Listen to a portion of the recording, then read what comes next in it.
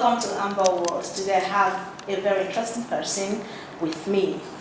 You know how you meet somebody sometimes and your spirit just connects? Yes, we met at an event. I'm like, wow, what a lovely person. And I invited her to my talk show. Here we are, Padita, welcome to AmberWorld. Thank you.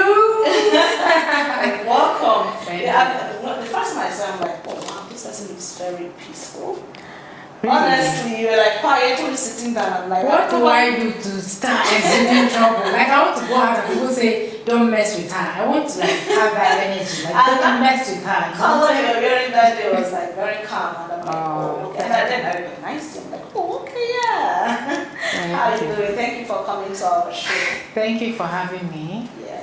So I'm not going to waste much time. So I'm going to ask you, when did you fall in love with the show business? You know, the moment I had fell in love and with the fact that we're just coming from Valentine, Saga, no. I thought you were going to say, when did you fall in love with? I thought you were going to ask, when did you fall in love with? So I'm waiting for you to tell me who I fell in love with. When did you fall in love with show business? Okay, I think if you're talking about movie itself, acting, I think that was around 2000, Oh. 99, 2000, yeah, thereabouts. But I'm born into art. As far back as 5 years old, I've been into anything art, dance, singing. I didn't follow the singing one. I didn't develop that. But arts, craft, sketching, you know, dancing, singing, drama. Yes. I was very shy growing up, so I didn't express myself outside up until my secondary school, SS1, you know, that's year 4. That's when I got the boldness to join drama club and actually express myself, but I've always had it inside. So I was born to do this. Okay, so now let's talk about the movie industry. Okay. Alright, so when did your journey into the movie industry begin? Okay, so let me try and do a brief cut for you because my journey into Nollywood movie industry is an entire story, entire movie, an entire book on its own. But here's the thing, a quick one. Because I've always loved acting and it's inborn, it's on the inside to express myself. So anywhere I see an audition for either drama, to join a drama group or to do audition for film, you know, I see it. It's like when you want something, you start to see it. So I would see an audition, notice, and I follow, go for the audition, and get the role, get the part. I didn't eventually act in that particular film, but they told me later on that the producer wanted me to come to Lagos for the next film, and that's how I did everything, soaked my chaplets in water, soaked my Bible, prayed hard, and told my dad, so my dad can allow me go, yeah. So, but the thing that made him allow me go was he called my uncle in Lagos first, because my family is in Abuja. He called my uncle, and then my uncle agreed I could stay at his place, so he felt safe. Then I left, went to Lagos to pursue acting. I got there, the guy I went for, the producer, was nowhere to be found. So in my mind, I'm like, okay, he's nowhere to be found. Let me just quietly go back home. But I had friends then. I think that was when Nollywood was, I don't know. Let me not say something that would send the wrong message, but people around there were genuine. Yeah. I don't know if others didn't experience it, but I experienced genuine people around me with real love, really, who cared, who wanted to see you grow. They kind of wanted everyone to just grow. So they didn't let me go. They said, no, don't go. Attend other auditions, you know, try out other things. I'm like, okay, fine. So they started to take me to auditions, start to introduce me to producers. Oh, this is a new person, you know, you can give her a role and stuff like that. Just that encouragement. In a nutshell, that's it. That's how I started. Went for the first audition, I was shaking. I was, you know. But yeah, I got through. I continued trying other auditions. You know, was it getting to where you are now? To the level you are now as an actor, how challenging was it? How challenging? You know, the thing is, when you do what you love, you hardly find it challenging. When challenges come, you're occupied with trying to navigate and find your way out. So you hardly see it as challenging. I think when you feel terrible is when you hate what you do. Yeah, so I was doing what I loved to do, what I was born to do. So I didn't find it challenging. Passion for it covered all the challenges. Exactly. It doesn't mean there were no challenges. There were, but I just, for the life of me, cannot call it challenge because they were just ups and downs. Journeys. Yeah. So when was your first big movie? Which will I call the big movie? It's The one that brought you right? Limelight. Okay, the one that people started calling me and noticing me for. Before I say that, first, there's my first ever movie, first ever role, and it went big. So the thing is, I think it's False Alarm. Yeah, that's the title. It's Teko Benson's film, False Alarm. The very first audition that I went for, by the way, and they gave me a script to read for audition, and my hands were shaking. This is me coming from Abuja, feeling like a champion, because back in Abuja, every audition I went for, I was like, yeah, I was the best.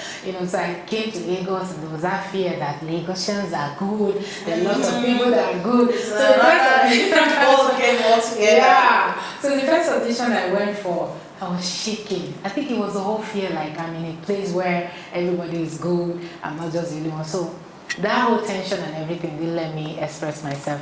By the time they finished, how you know you did well or you got a role was to get a role, to see your name on the list. Yeah. My name didn't come out on the list. It means I didn't get the role. I didn't do well. As far as I'm concerned, that is what that meant. So but I think, I don't know if it took up to a week later or maybe 3 days later, I was just coming out where actors always come out to hang out.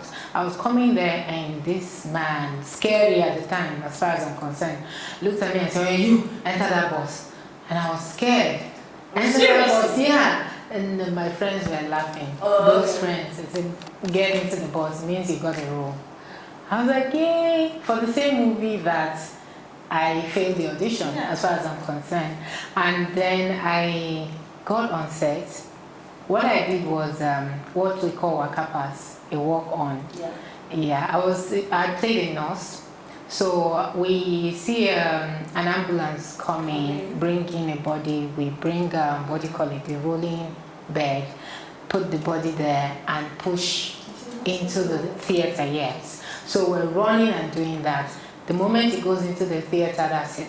Now, this in the story, in the movie, is why the credit is rolling. You know the credit, the opening credit, as a mentioning the name of the title of the film, the producer, actors. While all that writing was going on, that's when we were pushing that. So you can imagine my family, everybody around me, waiting, sitting down to watch the film that Padita has finally acted. I can't forget my uncle. Before this movie came out, I've been going out every day. Okay, I'm going to Winnie's. I'm going to where actors are gathering to see if I'll get a role. When I get a job, I tell them, okay, I'm shooting. I've been shooting before this movie came out. I've done some, but they were not out. So this particular one came out, and I'm like, okay, all these things you've been going for, let's watch what you've done. So the credit starts rolling. Your mind is on reading the credits. You're not watching what's showing, because as far as you're concerned, that's not part of the story. That's not the main story. So that finishes, and they watch this movie to the end. I kept quiet. I know my back has passed since I just kept quiet. At the end of the movie, they're like, my Igbo name, by the way, is Adako. Okay. And then there's my dialect. I love my people, they're wonderful. Our dialect is wonderful. So my uncle goes, Adak, when you hear me happen, that's a missing on my female. Or is the capital? It's Imo. Yes. You can call it all look. It's so Oh, okay. So you understand? Adak, and then you always say, that's a missing on my female.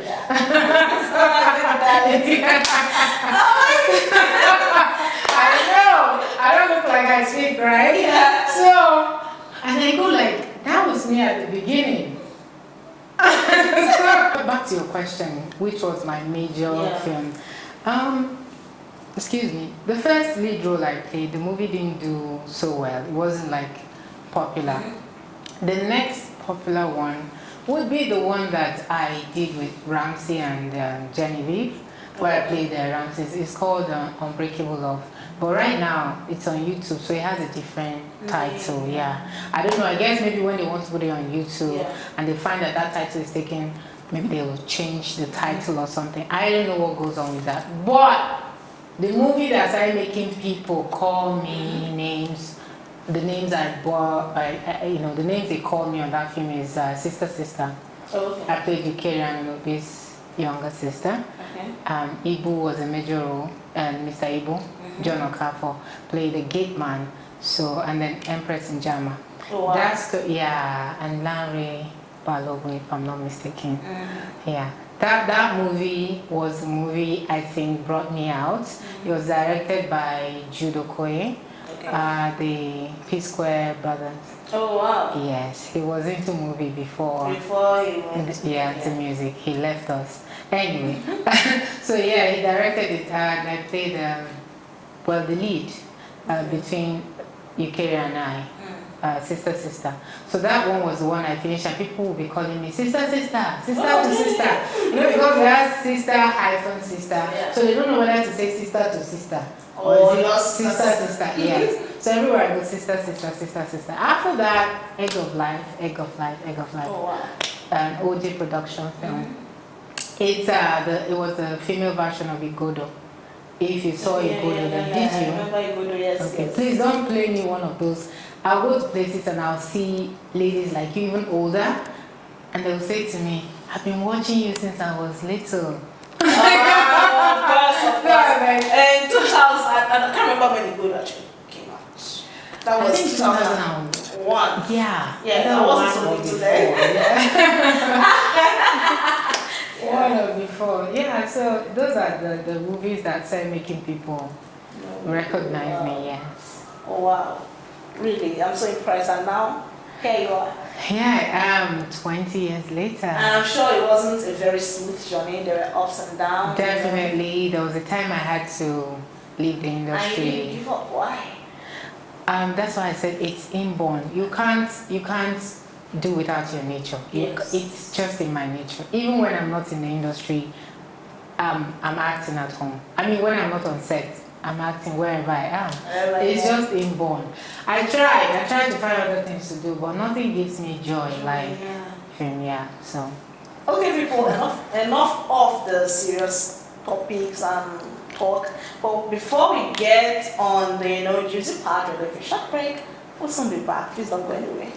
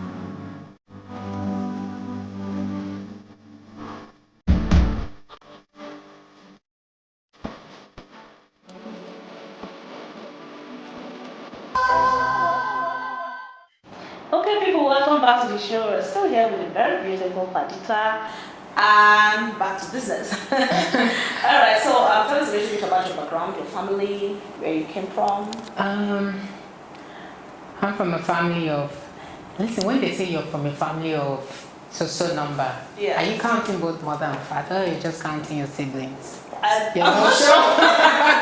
Okay, let's count mother and father. We're from a family of 7. Okay. We're 5. I'm the first, but I'm the last. Biologically, I'm the first. But experientially, like practically, I'm the last, because even our last one looks out for me. Are you serious? Yes, I don't know why. I think they just think that I'm just too, fragile? I guess. And maybe too nice that people cheat me all the time. Oh, wow. People take advantage of me. So even our last born, they are all cool and nice, gentle people, but I think I'm the softest. So they all look out for me. We're born in the north, Katsina State, and then we moved to Abuja at some point in our life, and that's it. My dad is late, my mom is still alive, she teaches, she's a teacher, and my siblings, they're all doing fine, 4 of them, I'm here. Yeah. Yeah. Okay, so Anyway, we're from Imo State. Yeah. Yes, we're from Imo State, and then we're born in Katsina. So you see how beautiful those the girls are. They're going to make all the boys like. Yeah, that's why you get the beautiful ones in the States. Okay, so there was a time you left the acting industry for a stretch. Haven't I told this story already? You have told it on my I show. have told it on my YouTube show. Short, very short version. Okay, so I met this dude, a dude. I don't know if he's a dude. I got married, and marriage took me out of Lagos. And being out of Lagos just meant being out of the industry, because at that point, nobody wanted to spend money to fly you from wherever exactly. So me leaving Lagos just naturally killed quieted my acting career at the point, yeah. So my marriage packed up 3 years later after I went. I left 2005, but by 2008 I was separated, but I didn't just run back into the industry. I went for training because I didn't want to come back as the same me that I left. I wanted to come back better. So I went for an acting course in Hollywood, whereas to get trained, if not from the best. Yeah. Exactly. So I went to New York Film Academy, but the LA branch, the Hollywood branch, and I did a certificate in acting for film, and came back to Abuja and thought I could start my career back up from Abuja. I tried for a while from 2010 to 2012. I just said, this thing is not going to work here. I need to get back to Lagos. Exactly. I came back to Lagos 2012. And I didn't know what was happening. I didn't know where everybody had gone. Things had changed. Yeah. I am a different person now. I'm grown, I'm a woman. So I thought, okay, you know what? Why don't I start producing my own film, acting them, and then use that to say, okay, I'm back. I can do this. I can do it better than I was doing before. So I produced my first film, but I partnered with a colleague and a friend of mine. We co-produced a film called The Three Digits. The last 3 digits, sorry. The last 3 digits. A story of a young man who lost contact with his love, and then he ran into her in a mall, and she was in a hurry to live with her mom. He was taking her number, but he was short of 3 digits. So he spent the rest of the movie guessing 3 digits, adding to call her. So he kept calling different people. It's an interesting story, yeah. So that's it. That's my return. Your return. That's why I went. Okay, your question is why I left. Yeah. That's So how have you been in marriage for like some time? What do you think? What's marriage all about? If you have to talk about marriage to people who are about to enter into it. I think that it's complex. It's beyond us. It's something that even those who are in it successfully are still learning. Yeah. You learn till you die. That's life. But the thing is that in our society today, a lot of people get into marriage for the wrong reason.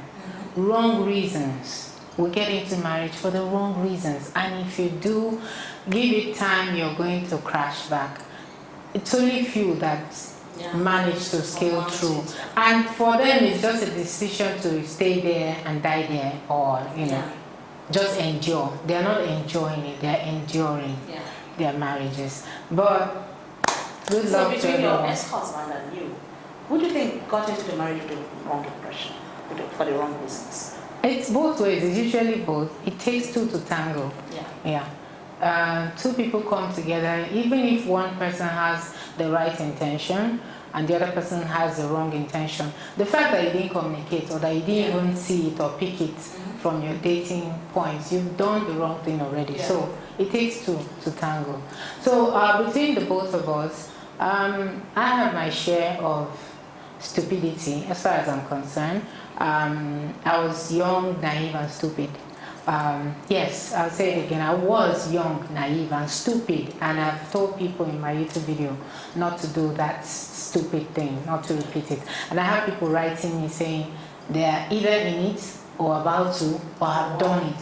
So you find out that we're just a bunch of lots of naive, stupid doing. We're not stupid, but we just do something stupid. Yeah. Out there, you know, so it's good to throw the light, you know, to shed light on issues like this. But him on his own side, I wouldn't say he was stupid because he was 40 at the time. He should have known better, exactly. But even though he told me he was in 30 something, anyways, one of those stories. But he should have known better. He had tried it before he met me, so he should have known. Yeah, you should expect more from him, you know. But I guess for everybody who is trying to hide something to get to something, it will come back to bite. It's only a matter of time to come back to bite. So always be open. When you're in a relationship, be open. Let's be bold. It will hurt, but it will hurt. Yeah. I mean, it's better to break a relationship than break a marriage. All right, so you know, that was very inspiring. I actually watched videos. You did? Yes, I did. Yeah, I actually did. You subscribe? Go back and subscribe. Yes, thank you for reminding me. I will do that. You know, sometimes we just go through things. So the next question is, are you in another relationship? That's a nice one. Yeah, because we are too calm now, not to be being locked up for someone, I think. If you answer this question, I'll answer yours. Okay. So would it be safe for me to announce that I'm in a relationship now, even though I'm not sure where it's headed or whether it's going to result to something, and then tomorrow I break it off, and then, if you get what I mean. I get what you mean. Exactly. So I like to keep it hush, hush. And I know it's going to be hush hush about it. As somebody sitting on this side of the chair, I would want to go for that. As who is it? What's his name? Yeah, but it doesn't matter if you tell us you're in a relationship. You know, the thing is, I don't even know how I feel, whether to say I am or claim I am not, or say I am that I'm not, that I'm in, am I that I am, me am I am me, I am that I am. Anyway, I'm not in a relationship at the moment, so yes, you guys are free to. Okay, so she's very single. Yeah, and single guys. I'm the manager. I only want the best guys for Mr. Girls. Oh, okay. So that means there's nobody there saying, so she's not even proud of me to start a relationship with her. No, nobody right now. There's nobody that will pick offense that I said this right now. Yeah. Oh, okay. So when you're not acting, what do you do? How do you relax? I do other things. I play. I just play. I play a lot these days. I don't know. I think I missed out playing in my childhood, so I'm keeping up. I'm filling up for the lost days. Yes. Yeah. Okay, so 3 more questions before we go on.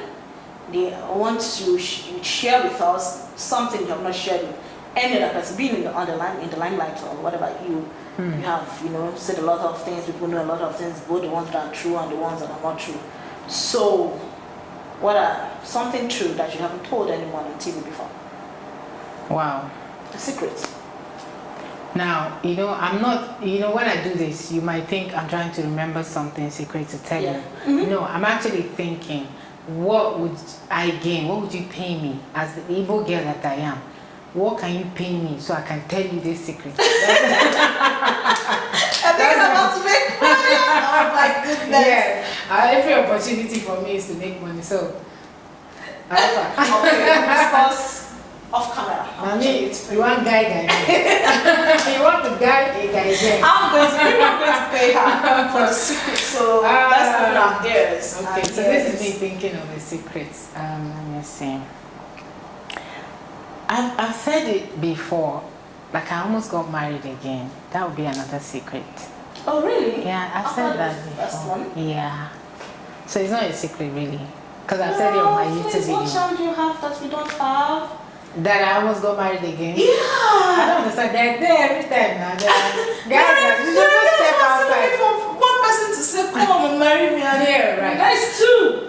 It's What's not, the secret? that's not the situation. It's not the same situation. It's not a situation where you're envious. It's a situation where you're like... So hopefully there's going to be a third person and third family charmer. That doesn't make me feel good. It doesn't make me feel good about myself. But yeah, you see, that's the thing. So now, if I do it again, I know I'm sure what I'm doing. I'm sure what I'm doing. Exactly. And what you want. Exactly. And whatever I see, I bear the consequence. I just take it upon myself. So if you see me getting to 50, 60, not married yet, you know why? It's because I want to be sure. Exactly. Okay, finally, if you are made the president of this country, what will the first thing you do for the masses? First thing I'll do for the masses is to first step down and go to them and hear from them. I won't want to hear from my people because they will not tell me the truth. Oh, okay. They will come to tell me what they want me to hear. So I will go to the masses. I will have a meeting with them. Oh, wow. Yes, and let each person speak up. I want to hear them talk. I want to hear from the people. What do you want? Yeah. The major things, because when you get there, you're seeing differently. You're seeing from the top. So I want to hear from them. So the first thing I'll do is have a town meeting where I don't want them to pick a leader that will speak. I'll pick the most random person that is not expecting and ask the person what they want. So okay, finally, before we go, any advice for all the younger ones out there still holding on to their dreams and struggling to become somebody? How many advice? Okay. As much as you want. All right. Number one, keep pushing. Keep following your dream. Don't ever stop. Number two, keep pushing. Keep following your dream. Don't ever stop. Number three, keep pushing. Keep following your dream. Stay on it. Don't ever give up. Number four, keep pushing. Keep following your dream. Don't ever give up. Yeah. Keep on pushing. I can't drum it more than this. Just keep pushing. Keep pushing. It will break through one day. Yeah, yes. It will. Because if you keep pushing, one day you'll find hard yourself. work pays. Yeah. It pays. Consistency. Just stay on it.